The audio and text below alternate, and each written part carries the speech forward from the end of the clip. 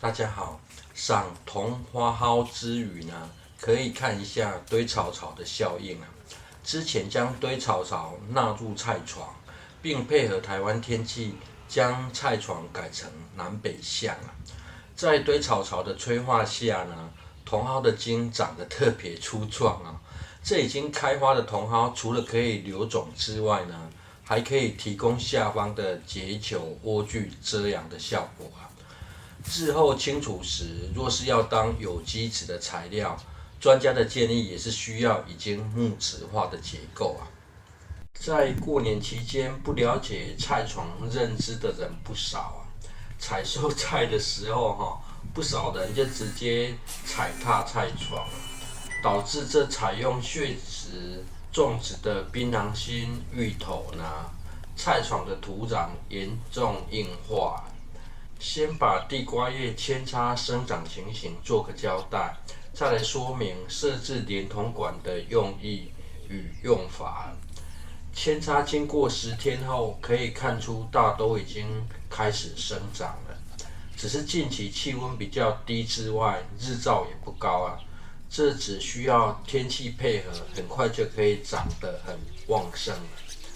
至于如何做快速嫩化的动作，等天气温暖一点，再另外拍摄说明。接下来的动作，除了利用松土将芋头种植的方式呢，调整回血质的方式之外，挖沟的过程也是要更有效率的浇水啦。有看过天气变化导致种植移动变化的影片呢，都知道一件事啊。去年嘉义已经多处休耕了，说明了芥菜从嘉义移回本地种植的现象啊。据说台积电还要去嘉义设厂还没有设厂就已经缺水休耕了。设厂下去呢，云林的水肯定被迫变少了。在非线性思考下，最直接的影响呢，云林的地层下陷肯定会更严重了。再者，极端气候早已导致蔬菜更难种植了，很难想象台积电的设厂也会影响到菜价。往好的想呢，自己种菜的 CP 值上升了，有点扯远了，就继续看下去吧。挖沟的目的除了要方便浇水啊，也是要让水只出现在该出现的地方啊，来降低生长杂草的机会有水施有草啊。近期思考了降低工时的办法，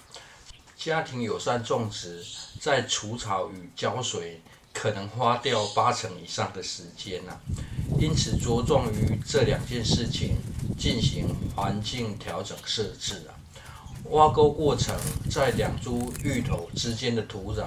也需要进行挖松，方便让水可以渗透进去接着改用小锄头将芋头调整为血质的方式事先有用大锄头翻松2株之间的土壤此时要进行整理，就会轻松省事不少家庭种植若是可以使用的时间比较少，除非已经是很熟练的老手，不然施作种植前，个人会强烈建议将施作流程先想一遍可以整并的动作就整并，流程变少也会省掉不少的时间这样进行调整完毕，种植空间也变得容易控制，干湿分明这对于防止虫害也很有帮助。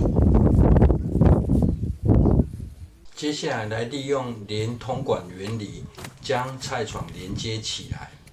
这是定点浇水的初步进化。定点浇水的好处，除了省时省力之外呢，水外溢的位置也会比较少，不容易长草而现在进一步要做的是，将定点浇水的位置再度减少此水管是现有之材，不是故意裁剪成这样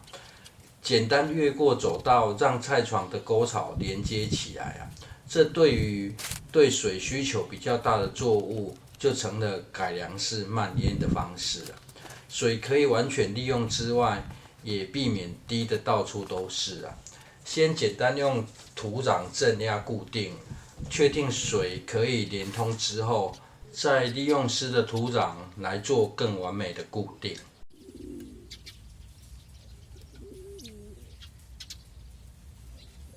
而这取水处便是上部影片所提及的蓄水池啊，感觉愿意互动的观众真的少得可怜哈。这底下有埋一条暗管，跟环绕水池互相连接啊。因为已经是蓄水的末端了，水经过不断沉淀后，水也就看起来比较清澈啊。在取水后呢，会源源不绝的自动补充水啊。所以这取水处还可以再度进化更省事的方式啊，反正就是一步一步慢慢布局啊，粗重的工作趁有体力赶快先做好啊。而这种方式如果在山上，水源从高处而来，就会更容易操作了。种植在山上的观众朋友呢，更是应该好好利用地势之便啊。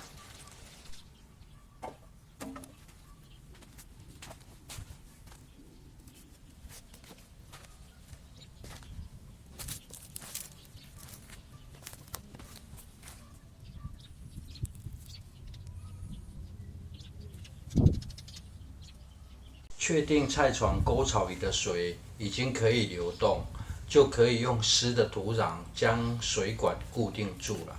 很快呢，槟榔心芋头就会加速生长开叶了。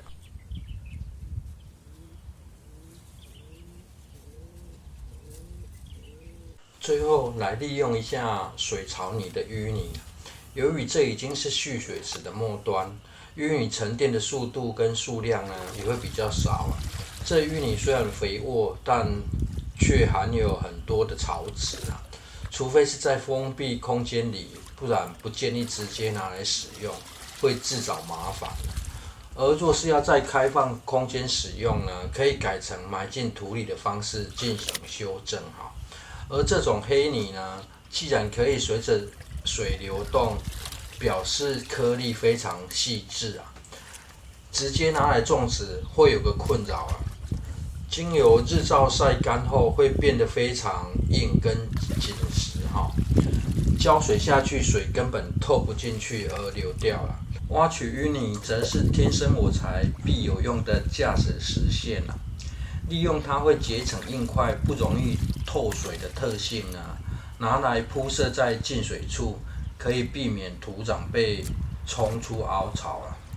而既然观众朋友都看到这里了，就预告一下连通管的后续安排了。日后会将菜床